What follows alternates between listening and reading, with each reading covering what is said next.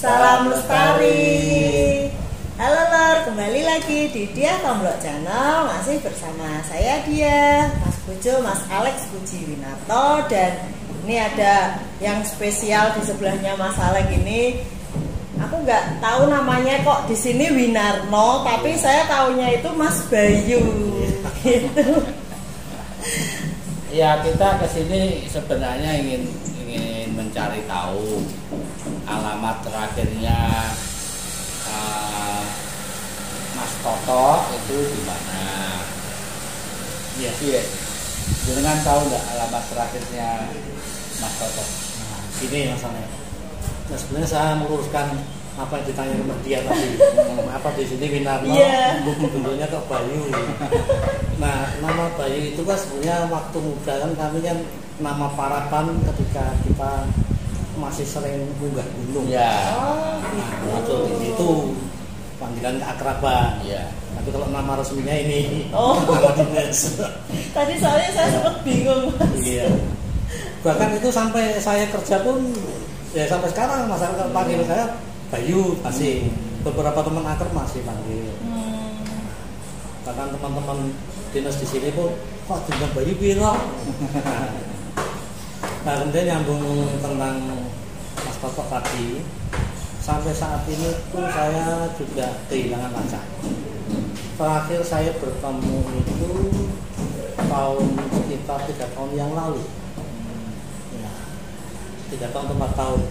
Dia ketika itu masuk rumah sakit. Saya bersama J di Budi sama teman guru sini yang dulu juga teman ngajar Mas Toto nengok ke rumah sakit. Rumah sakit itu kalau nggak salah di Panti Wiloso. Dan ketika itu kondisi beliau juga agak parah sih sepertinya. Nah, setelah itu kami dengar beliau dibawa pulang untuk ke rumah di rumah kakaknya di Cepu. Nah, setelah itu kami kehilangan pacar. Jadi Mas Bayu, Mas Winarno ini kakaknya Mas Kembar ya, Mas Kembar Wida Widi yang dulu pernah mampir ke rumah, yang pernah mendaki sama Mas Alex di Gunung Merapi. Nah, Mas Bayu ini juga mendaki nih. Mas sudah berapa kali mendaki bareng sama setan gunung nih? Kalau Mas Alex ya mungkin ya sekitar 5-6 kalian lah. Dan terakhir kenangan saya bersama dia itu kesasar di Ungaran, meskipun gunungnya kecil, tapi ketika itu belum ada treknya. Kami membuka itu alang-alang tertutup, alang-alang setinggi 3 meter. Kami nggak kelihatan apapun.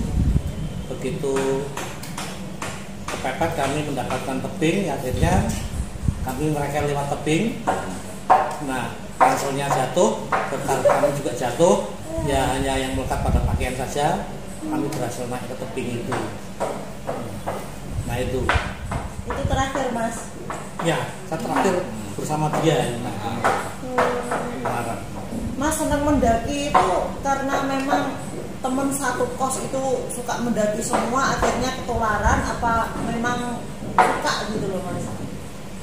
Ini kembali ke lingkungan kita. Ketika itu kan ya boleh dikatakan kami bersama ya Toto itu salah satunya. Toto itu kan geografi, Parji, Arif, itu kan sebetulnya mereka dibentuk oleh tuntutan lingkungan keilmuan mereka. Mereka itu kan dituntut untuk mengetahui kondisi alam, struktur alam dan sebagainya. Salah satu materi dari mata kuliah geografi kan mengenal batu-batuan. Maka mereka sering dolan. Nah, dolannya kemudian mengarah ke pendakian. Nah, salah satu yang ketika itu saya masih ingat awal-awalnya itu Mas Toto ngajak masalah ini.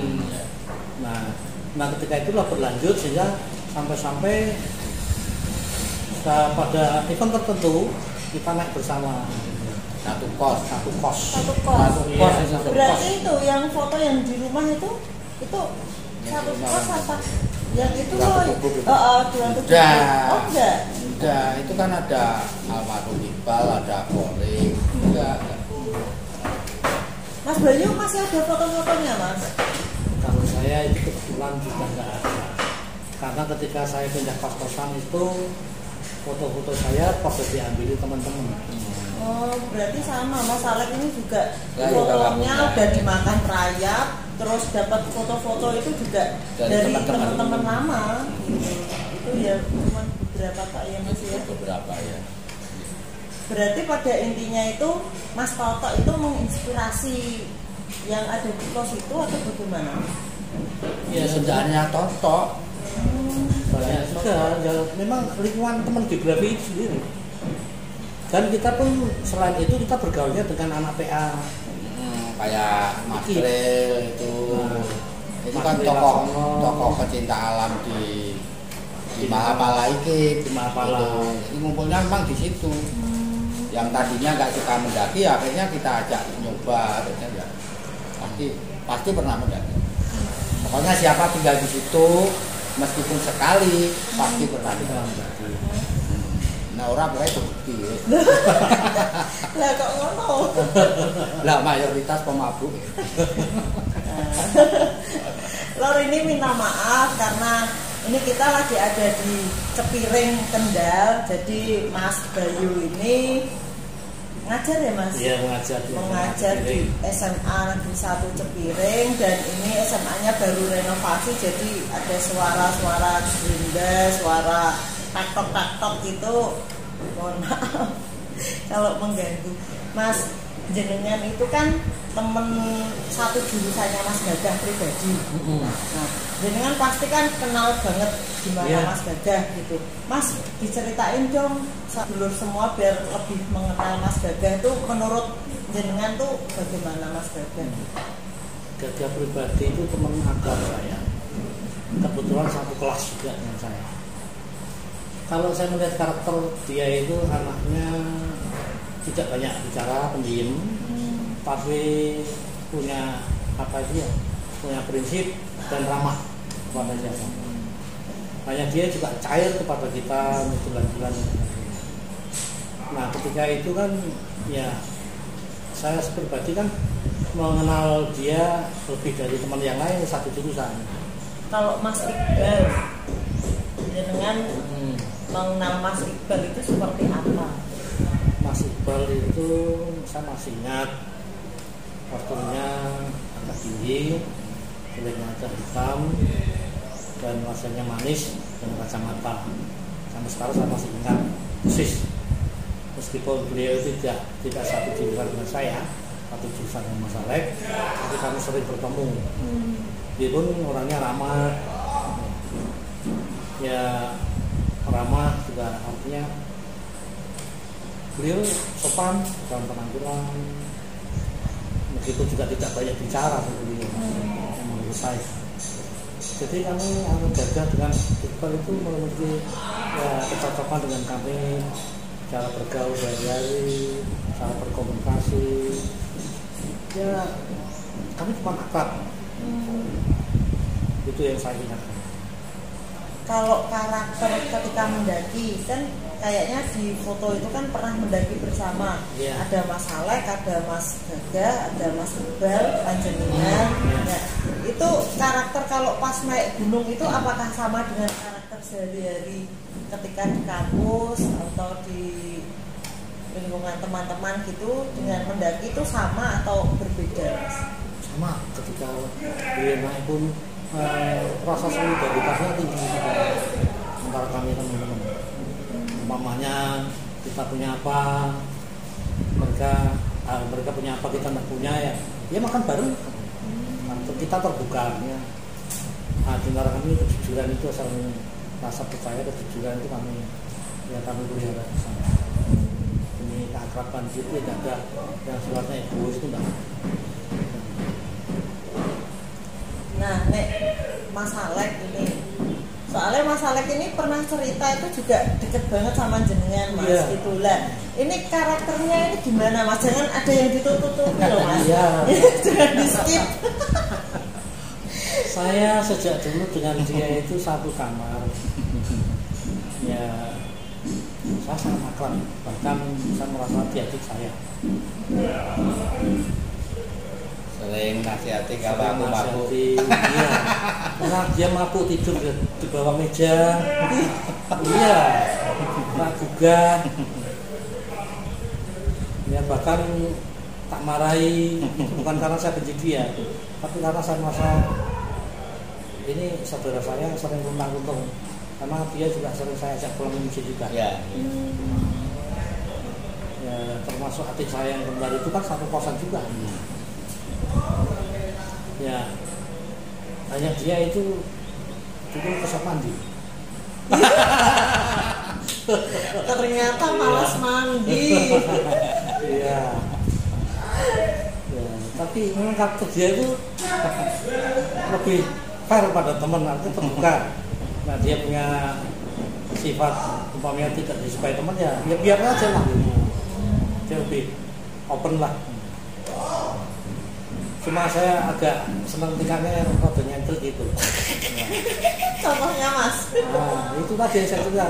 Ketika dia kehabisan rokok itu dia cari baku, mungkin baku nikotinnya terlalu tinggi digodok, akhirnya dibuang, dijemur, besok merokok. Oh gitu. Salah satu cara ya. Terus Nah, ya dulunya masih muda juga suka minum.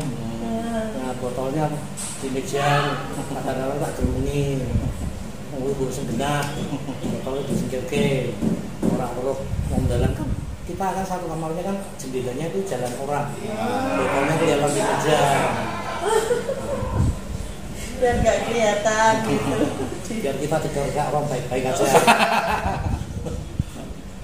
Terus Bayu ini dulu nggak mau, kalau yang lain kan panggilnya setan ya, setan gunung. Dia manggilnya devil. Nah, ya manggil itu Devi. Manggilnya devil. Gitu. Nah, tak tanya, lo kenapa? Biar khusus. Nggak semua orang manggil itu gitu. Lah kemarin itu Mas Widi itu juga cerita katanya kalau habis nyuci itu kalau jemur itu nggak pernah di jembreng gitu ya Mas. Ini Sandal kita, iya nih. Iya itu. Kok gitu toh Mas? Nggak kenal aku dari dulu. Lah iya. Tak cuciin, tak jemurin, loh, tak setrikain. Mas terus ini, jenengan kan berarti kenal sama Mas Alex itu kan sebelum kejadian Slamet nih. Iya. Nah, setelah kejadian Slamet itu, apakah karakternya Mas Alex ini jadi berubah, psikisnya atau kondisi kejiwaan gitu tuh sedikit berubah atau banyak berubah atau tetap sama aja? Kalau menurut jenengan gimana Mas? Memang saya menangkap ada sedikit perubahan. Yang mungkin dia penasaran dan mengapa bisa kejadian ini. Barangkali loh, dia sering apa itu semedi di kamar. Kamarnya digelapin, semedi. Kemudian ya pernah katanya 5 jam. Akhirnya dia juga tak jengki beberapa hari. Dia kok aneh-aneh ini. Sampai-sampai mas kejadian itu memang kendak Tuhan mau diakui. Nah, memang alam itu kan tidak bisa berubah sama sekali. Nah, dia sendiri sementara ini kan setelah kejadian itu kan sering menyendiri di kamar. Teman-teman juga kadang tanya, ada foto kan di kamar belakang semedi. Ya artinya kami juga perhatian tapi kan tidak bertanya langsung. Iya. Ya saya hanya mengira ya dia mungkin berkomunikasi dengan sesuatu. Jadi dia memang terkenal apa ya? Dia punya kegemaran yang ya tidak berbau warna. Ya yang mungkin dengan semedi itu saya tidak memikirkan tentang yang negatif. Meditasi. Ya meditasi. Kalau cerita teman satu kosnya dulu itu juga waktu mampir itu cerita katanya sering nanti malam-malam gitu bawa parang keluar terus diikuti ternyata di pinggir kali itu kayak babati. Ya itu saya pernah memang menyaksikan dia kadang-kadang barang yang bawa belati dia. Ya dia menyepi bawah itu aja. Tapi boleh tahu. ya Mondol yang pernah ngetot ke Slamet itu, panggilannya Mondol. Itu pernah mengikuti ngetot ke. Kita juga punya pengalaman dengan dia. Kita punya pengalaman untuk berburu pawang ular. Ya, Ini dulu temen belajar pawang. ular di FX Sutomo. Wah itu kalau kita harus mutih sambil melek itu kita main kartu ya toh. Nah, kok main kartu itu ditahan cuma seru. Gak lulus. Batal. Ulangi lagi. Ulangi lagi. Iya. Aduh. Terus ini Mas Bayu kan Mas Alek ini kan masih ingin mencari kedua temannya itu. Kalau Mas Bajan kan kita nggak tahu deh maksudnya sudah meninggal atau mungkin masih ada di sana. Kalau Mas Iqbal kan memang sudah meninggal tetapi jasadnya tidak ditemukan seperti itu. Lah ini Mas Alek kan ingin sekali mencari temennya dan di salah satu channel itu ada yang katanya bisa masuk ke desa gaib di Gunung Slamet itu. Lah beliau kan ingin diantar ke sana, dimasukkan ke sana, nanti beliau mau mencari Mas Gagas sama jasadnya Mas Iqbal kan gitu. Nah kalau menurut panjenengan ini kan kondisinya juga sudah tidak sekuat dulu, kondisi kesehatan gitu kan. Nah, medan yang mau ditempuh di sana kan juga jurang-jurang, tidak jalur pendakian kan gitu. Itu menurut panjenengan itu gimana Mas? Ya sebetulnya kalau saya melihat masalah itu baik. Kalau kebaikan seseorang kan ada batasan. Batasan itu ada sesuatu yang memang tidak bisa dicapai oleh manusia secara normal. Nah, ketika ada tadi istilahnya keluar informasi ke sana dengan melalui sesuatu yang khusus, itu bisa saja. Tapi kalau menurut saya sih kejadian ini kan bagian dari takdir. Kalau toh memang Tuhan sudah menghendaki menakdirkan seperti itu, maka saya lihat masalah juga tidak kurang upayanya untuk mencari informasi itu.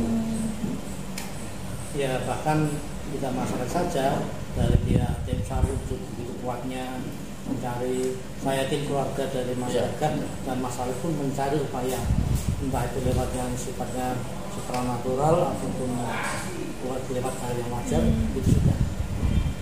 Tapi kalau memang Tuhan menghendaki seperti itu, apa yang harus kita capai? Kalau menurut saya ya sudah, itu memang takdir Tuhan.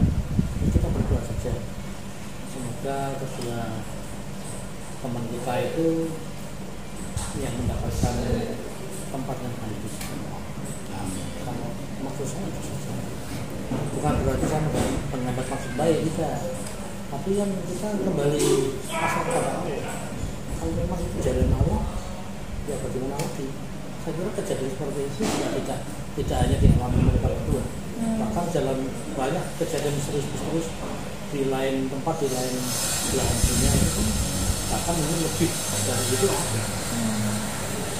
Tapi kita melihat keterbatasan tadi dengan kondisi masalah yang ya sama seperti saya, itu kan misalnya hampir sama ya dengan interpretasi kita, usia kita juga boleh dikatakan bikin kita secara fisik juga kita sudah berkurang. Ya kita pasrah saja pada Allah, kita berdoa untuk mendapatkan sama gitu. Mas.